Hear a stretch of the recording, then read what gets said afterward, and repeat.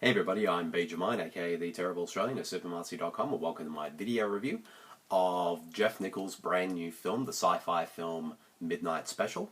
So let's get right into it. Even though he hasn't really made that many films, I would consider myself a big fan of Jeff Nichols. I still haven't seen his very first film, Shotgun Stories, but I know that's on Netflix, and I do have it on my viewing list, so I definitely have to check that out very soon. But I really liked his other two films. I absolutely love Take Shelter. It was actually my number one film of 2011. And Mud, which didn't make my top 10 of 2013, but it was my honorable mentions for that year. So he's definitely a director who has really impressed me a lot with all the films that he has made so far. And I'm just, anytime he announces a project, it automatically just sort of amps up on my must-see list. And I know he's got two films out this year. The one I'm about to talk about, Midnight Special, and also another film called Loving, which recently just played at the Cannes Film Festival. So can't wait for that one. But what made me really excited for Midnight Special is that it was kind of a sort of something a bit different from him, because I would say this is definitely his most mainstream film in a way, but at the same time it still captures all those elements that made Take Shelter and Mud really great. I mean, tonally, what made those two, Take Shelter and Mud, really compelling films. So, in that regard, I was very excited for this film, just to see him sort of taking on a film that sort of, in his own words, is sort of a combination of Steven Spielberg and John Carpenter, and just that combination alone of him using as inspirations for this film, I was really excited about. So, now having seen the film,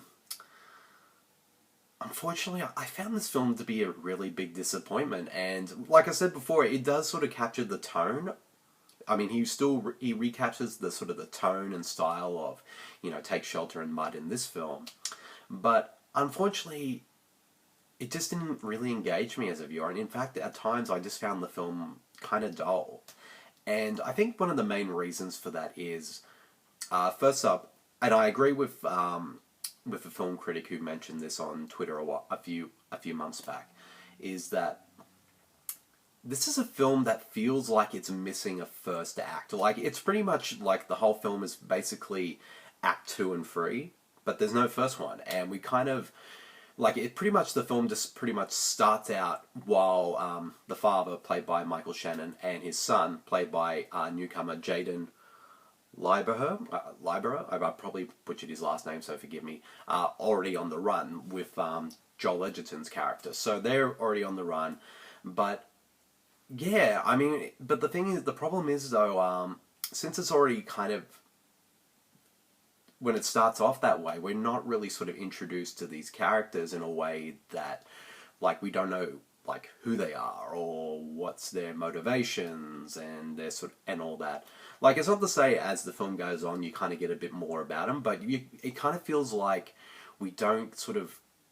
It feels like I think having this film feel like it's the second and third act of a 3-act film, but we're only focusing on the last 2 acts. We never sort of really see their starting point as characters, like where they were at the beginning, before the film even begins. And it just, for me, sort of the film lacking that kind of just, in a way, just didn't make me feel compelled by the characters. I mean, it's not to say that acting is bad or anything. I think everyone does a fine job.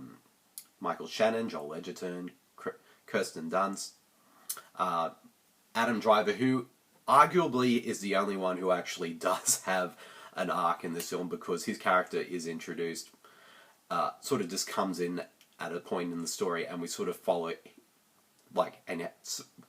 him, sort of witnessing these events from his viewpoint as well. But everybody else is kind of missing that sort of starting point of their arc, and we're kind of just in the middle of it, as from the very start of the film and to the end. And in a way, like, the cast are solid, but unfortunately I just felt like, other than, the film feeling like it's missing a first act, the script, on a script level, the film just felt very underdeveloped for me. Like, we never really sort of delve into I mean, not too much anyway, sort of the motivations behind Sam Shepard's character or the cult that he runs. We don't really sort of know sort of the motivations why they want the kid.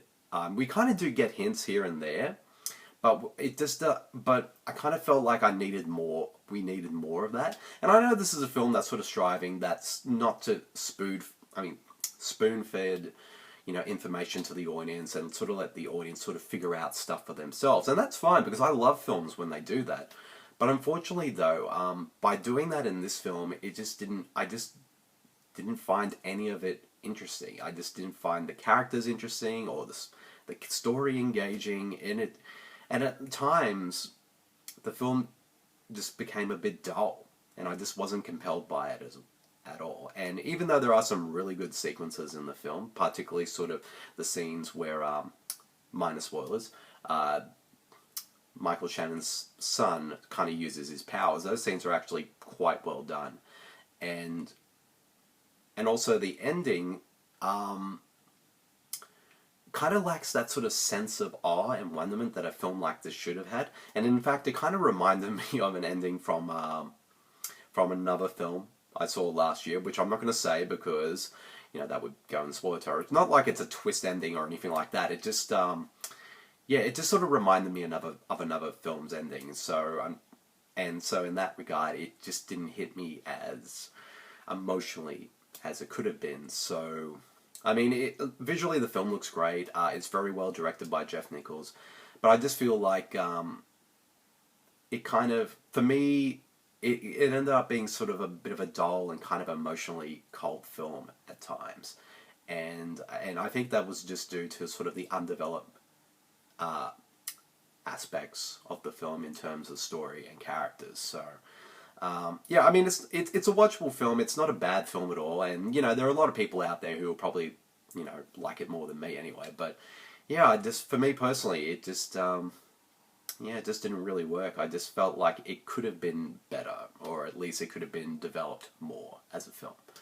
So, if I had to give Midnight Special a rating, I give it about a 2.5. So, yeah, so it's definitely one of this year's biggest disappointments for me. So, yep, that's the end of my video review of Midnight Special. I hope you guys all enjoyed it, and I'll see you all later. See you, everyone. Bye.